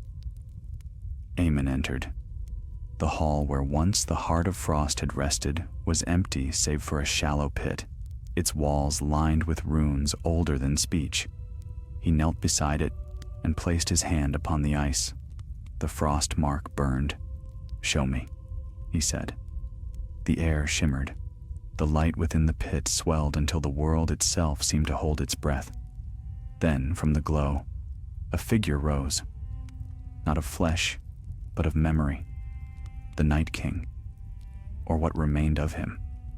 The figure's eyes were pale, its form indistinct, but its presence filled the chamber like winter itself. "You have taken my place," it said. "I have restored what you sought to destroy," Aemon answered. The spirit regarded him silently. "I was not made to destroy. I was made to protect. But the fire turned upon the frost, and I was forgotten. You think yourself different?" "I am what the world needs," Aemon said. "And so thought I." The spirit's form began to dissolve, its voice fading into the wind. "Guard well what you have bound, Aemon Pike. The warmth of men and the cold of gods are not meant to rest side by side. One day, they will war again. And when that day comes, you will stand where I once stood and make the same choice." The light dimmed. The pit fell silent once more. Aemon rose slowly, his breath fogging the air. The frost within him had quieted, no longer burning, no longer cold, only still. He knew then what must be done. He lifted his sword, now pale, its fire extinguished, its steel like frozen light, and drove it into the heart of the pit. The sound that followed was neither thunder nor roar, but the sigh of an ending long overdue. The frost realm trembled, the air fractured, and when it stilled again, Aemon Pike was gone. At Winterfell, the skies blazed with light, ribbons of fire and frost weaving together, painting the heavens in color. The Meisters called it a miracle. The Northmen called it a sign. Viella stood at the wall, her hand pressed against its frozen surface. Beneath her palm, she felt warmth, faint but certain, like a heartbeat. "Rest well, bridge of two worlds," she whispered. "May neither realm forget your name." And far above, in the shifting lights of the dawn, something moved. Not a man, not a god, but a shadow walking between them, watching still. Winterfell slept uneasily. Though the storms had eased, a strange stillness hung upon the air, as if the land itself listened for something beyond hearing. The night fires burned low, their light spilling over the carved faces of the godswood trees, and the wind that swept through the branches carried a whisper, not of danger, but of expectation. In the tower chamber that once belonged to Bran the Broken, Arya Stark stood before the fire, her hands clasped behind her back. The years had not softened her. Her eyes remained those of the girl who once walked unseen through death's own shadow. Yet now they held a weight that no blade could cut away. Viella entered quietly, her steps almost soundless. The flicker of the fire caught upon her hair, making it shimmer like frost. "It has begun," she said softly. Arya turned. "The lights?" "Yes." The sky burns again over the wall. The magic Aemon bound is stirring. Arya's jaw tightened. "Is he alive?" Viole's gaze lowered. "He is not alive as men are, nor gone as the dead. The bridge he became still stands, but something crosses it." "Something?" Arya echoed, her voice sharp. Viella nodded. "The cold remembers him, and the warmth calls to him. Each world tugs upon what remains. The balance he forged cannot last forever." Arya paced to the window, staring north. The sky beyond was veined with light, red mingling with blue, flickering like veins beneath translucent skin. "If he wakes something worse, I'll go north myself." Viole's voice was calm but sorrowful. "If you go north, you will not return. Even I would not cross that threshold again." "I've crossed worse," Arya said. The sorceress smiled faintly. "You have crossed death, Lady Stark, but not eternity." Beyond the wall, beneath that very sky, the frostland stirred. The place where Aemon Pike had vanished was no longer barren. Strange towers of ice had risen where once there were none, forming a vast circle like a crown upon the world's brow. At their center, a figure stood still as carved stone. Aemon's form was pale and luminous, his eyes closed, his hair silvered by frost. The mark upon his palm shone with a steady light, neither fire nor ice, but the hue of dawn. He did not breathe, yet his chest moved faintly with the pulse of the world around him. From the horizon came shapes, figures cloaked in mist. They were not wights, nor the pale shadows of the frost realm, but something new, men of ice and flame together, their eyes gold, their movements graceful and sure. They gathered around him, kneeling in silence, awaiting command. Within Aemon's mind, voices spoke, countless and layered, as if the world itself remembered him. "You bound us. You forged the bridge. Now walk it." He saw the wall in his mind's eye, saw Winterfell, saw Arya beneath the heart tree and Viella beside her. The warmth of their world flickered against the frost within him, aching like a half-forgotten song. "Why do you call me?" he whispered. "Because the world has forgotten what you are," the voices answered. The balance fades. Fire grows wild. Men dig into the roots of the world for warmth they do not understand.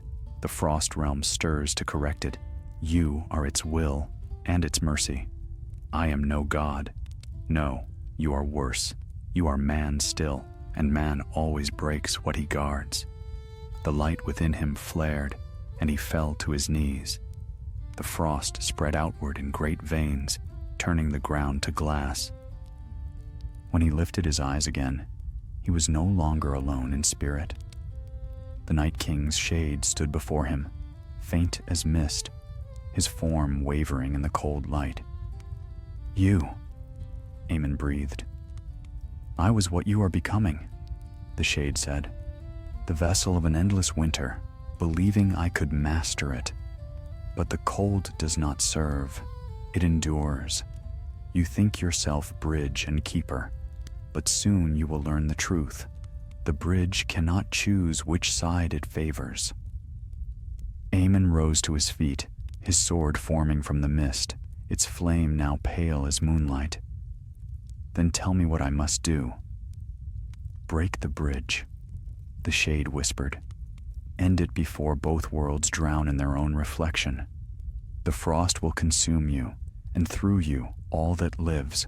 Only destruction can bring peace. And if I refuse? The shade's expression did not change. Then the world will kneel to you, and there will be no dawn after. Far to the south, beneath Winterfell's walls, Viola felt the tremor. The snow at her feet turned to glass, then cracked. She pressed a hand to the earth, eyes widening. He wavers, she said. Arya drew her blade. Then we move. You cannot reach him, Viola warned. The wall will not open for mortal feet now. Then we'll make it open, Arya said. He saved us all. I won't watch him turn into what he fought. Viola closed her eyes. Then you must take me with you. If you go alone, you will never find him. But if I walk beside you, the gate will know my blood. It remembers what I am. They set out before dawn.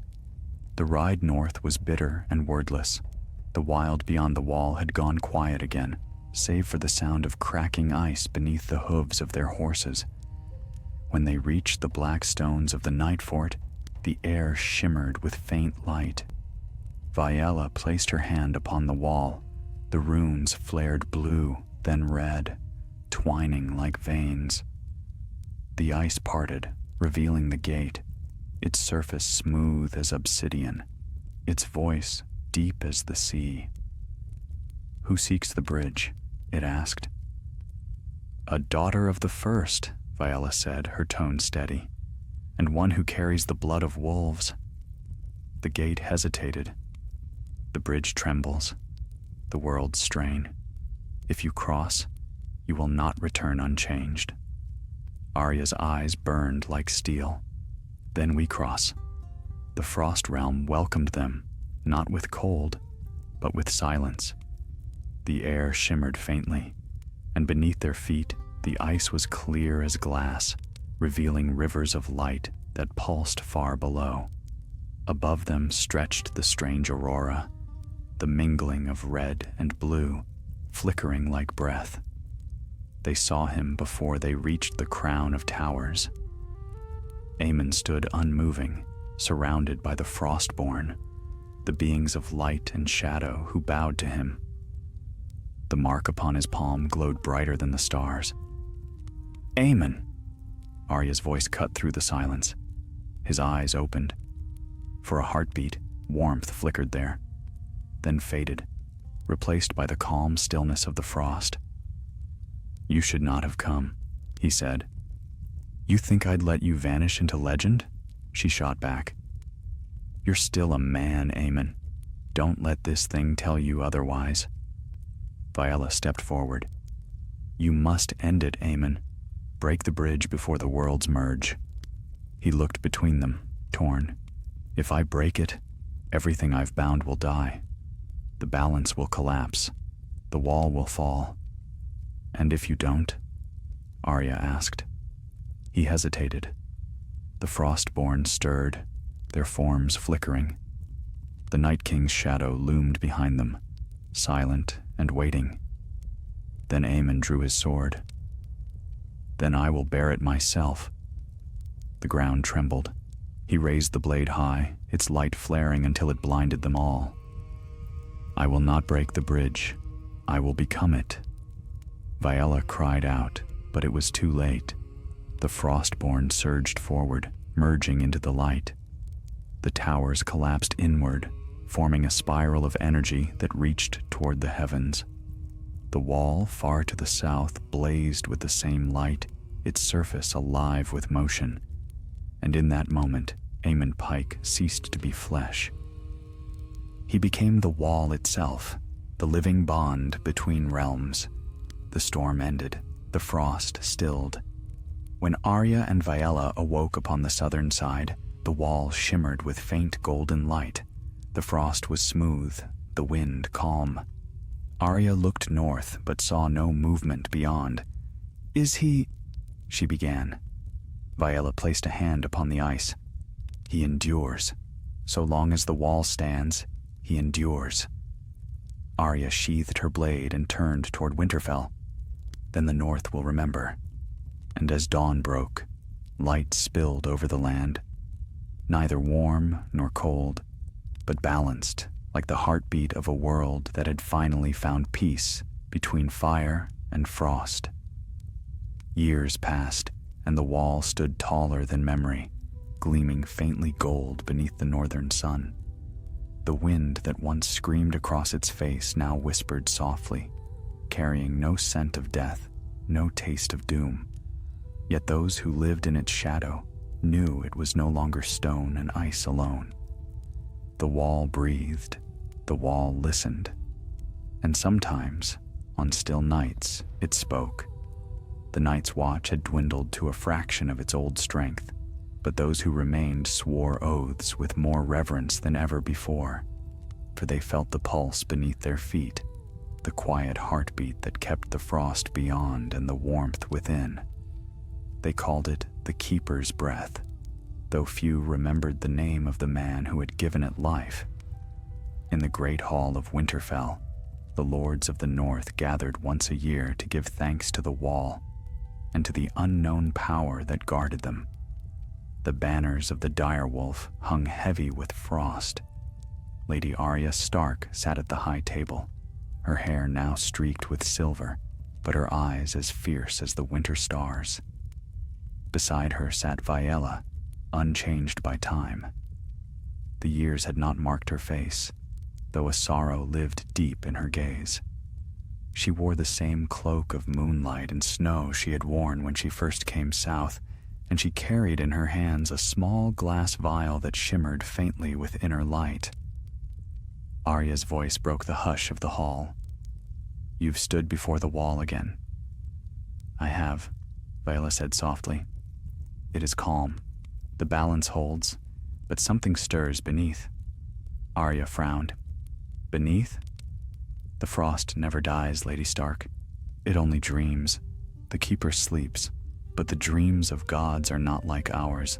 They shape the world around them." The firelight caught the edge of Arya's blade as her fingers drummed upon the table. "You mean Aemon?" Viella's gaze fell to the vial in her hand. "His spirit endures in the wall, bound to the power that made him. I can feel it when I draw near, but of late the pulse grows faster, as if restless." Arya leaned back. "If he wakes, what happens?" "Then the bridge opens once more," Viella whispered.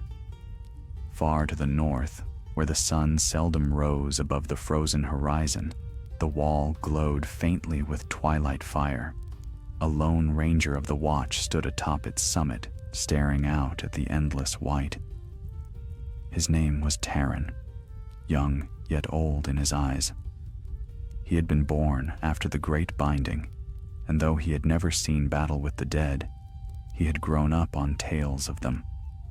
He had heard the stories of Aemon Pike, the man who became the Wall. But stories, he thought, were meant to comfort children.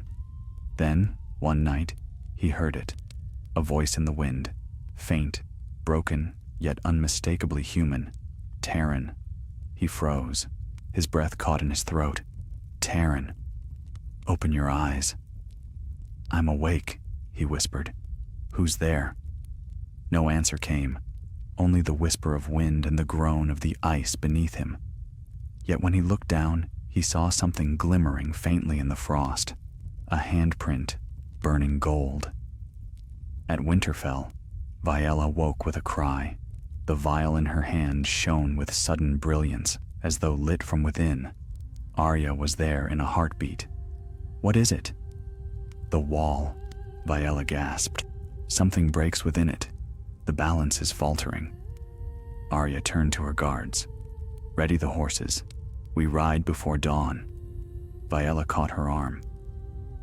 If he wakes fully, not even you can reach him. You'll die before you touch the ice.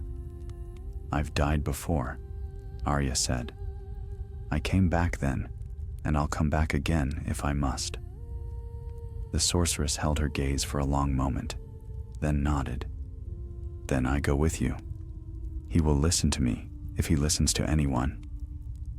They reached Castle Black within 3 days, their cloaks crusted with snow and their mounts near exhaustion. The men of the watch received them with wary eyes, for few remembered the face of Arya Stark, and fewer still trusted the strange woman who never aged. Taryn met them at the gate. His face was pale, his eyes shadowed by sleepless nights. I saw him, he said simply. Arya's hand tightened on her reins. You're sure? He nodded. Not with these eyes, but I heard him. He spoke my name, and the wall, it glowed where I stood. I thought it might melt from the light. Viella closed her eyes. The keeper calls to the living. He's waking. Then what do we do? Arya demanded. Viole's voice was steady but bleak. We remind him what he once was. They climbed the wall by torchlight. The air thinned until it cut the lungs like knives. The wind moaned through the ice, a voice without words, heavy with longing. When they reached the top, the world stretched before them in endless white. There, upon the wall's crown, a glow pulsed beneath the frost, a shape of light buried deep within the ice. It flickered, rhythmic, like a sleeping heart. Viella knelt, pressing her hand to the surface. The ice hissed beneath her touch. He hears us. Arya drew closer, her breath misting the air. Aemon, she whispered. It's me. The light flared, the ice cracked, a voice echoed through the air, vast and weary. Arya, Viella. The bridge trembles. We came to steady it, Viella said. But you must rest. The world is safe. You did what you set out to do. Safe? The voice carried sorrow now. The frost remembers still. Beneath the far ice, something gathers. It calls to me. I cannot hold it forever. Arya's brow furrowed. Then tell us what to do. You must forge what I cannot, a guardian born of both worlds, but free of this burden. The flame and frost must choose a new keeper before the bridge breaks. Viole's eyes widened. He speaks of the union, of rebirth. Arya turned to her sharply. Explain. He means a vessel, someone who carries the fire of men and the frost of gods, as he once did. She looked down at the glowing heart within the wall. He asks for a successor. The voice sighed like the wind through dead leaves. Yes, the bridge cannot stand without one to bear its weight. Arya stepped forward. Then take me. Viole's head snapped up.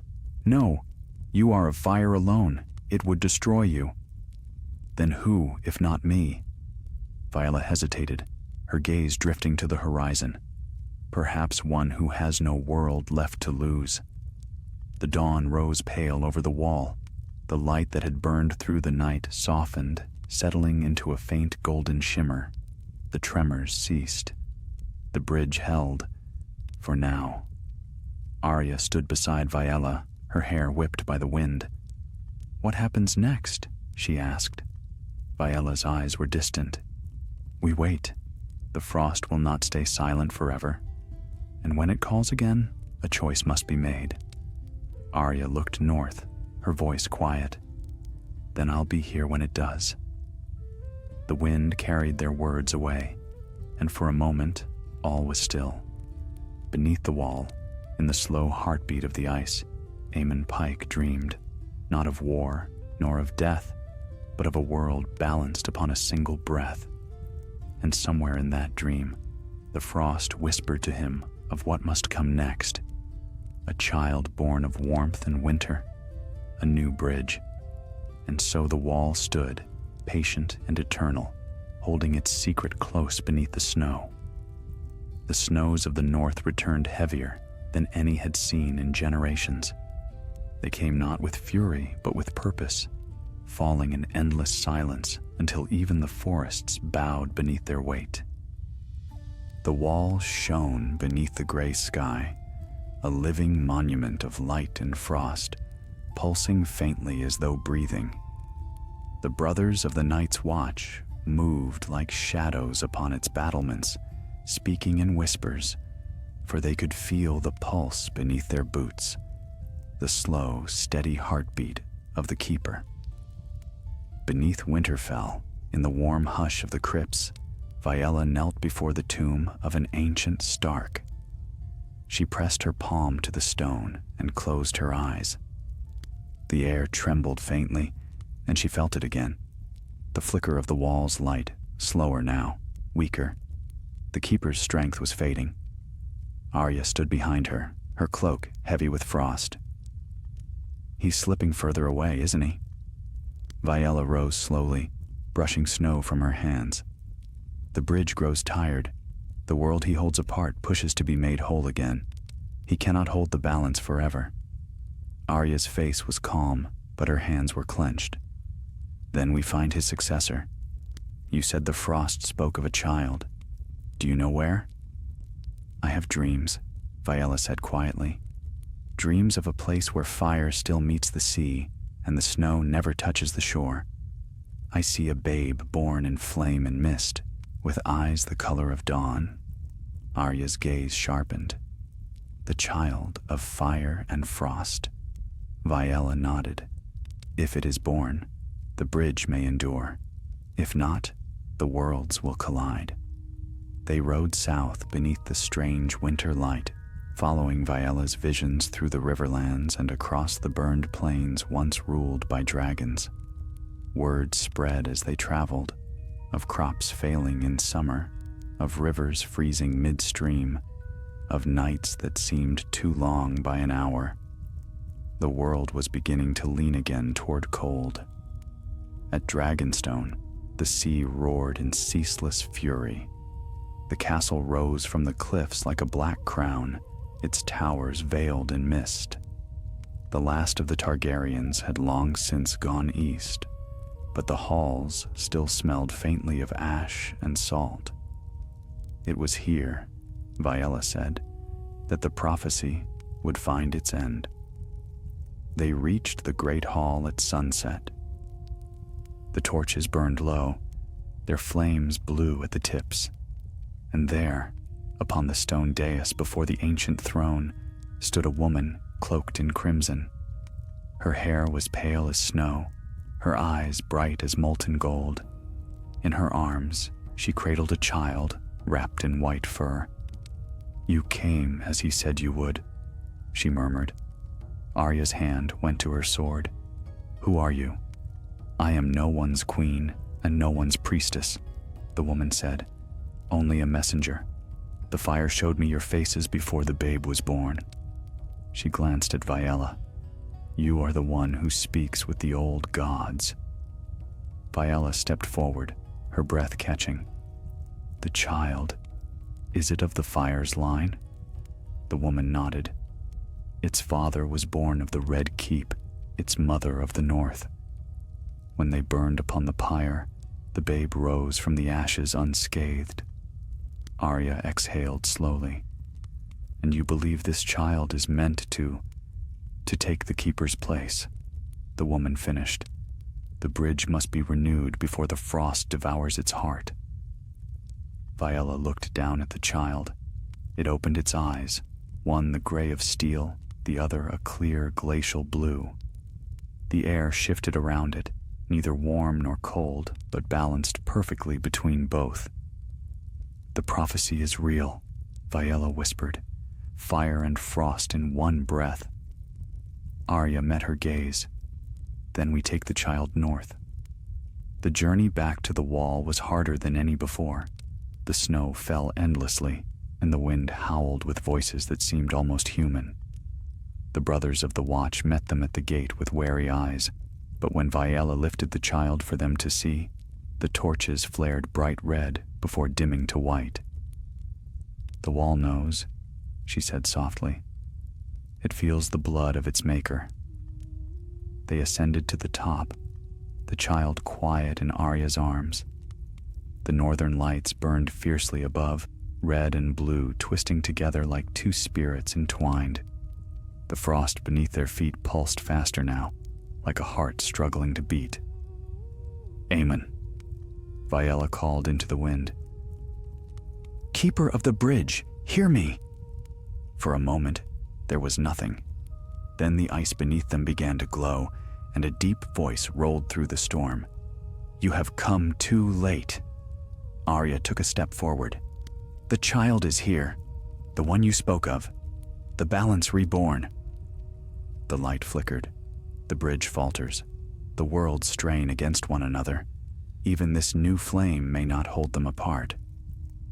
Viella lifted her arms. "Then guide us, Aemon.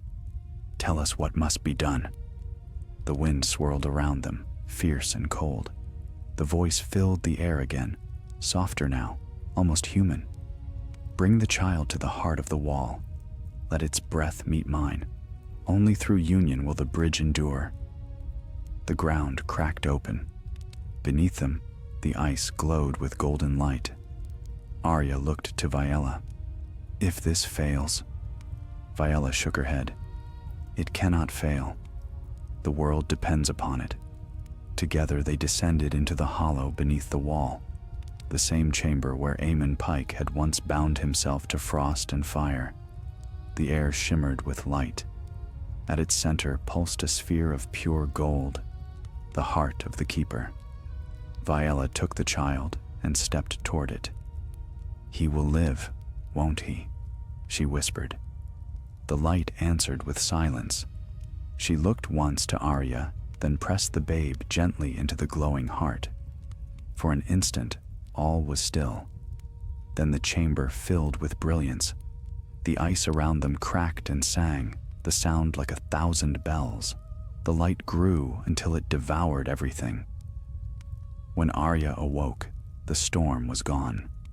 The world outside lay calm beneath a sky of pale gold. The wall stood unchanged, yet its glow was different now, softer, warmer, as though the sun itself slept within it. Viella knelt beside her, tears frozen upon her cheeks.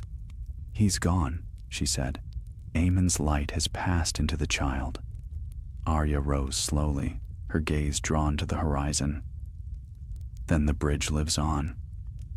Viella nodded. "Yes, but the child will not grow among men. The wall keeps him now, as it once kept his father." "The balance demands it." Arya turned toward her. "You mean he's bound to it?" "Bound," Viella said, "but eternal. His dream will keep both worlds safe."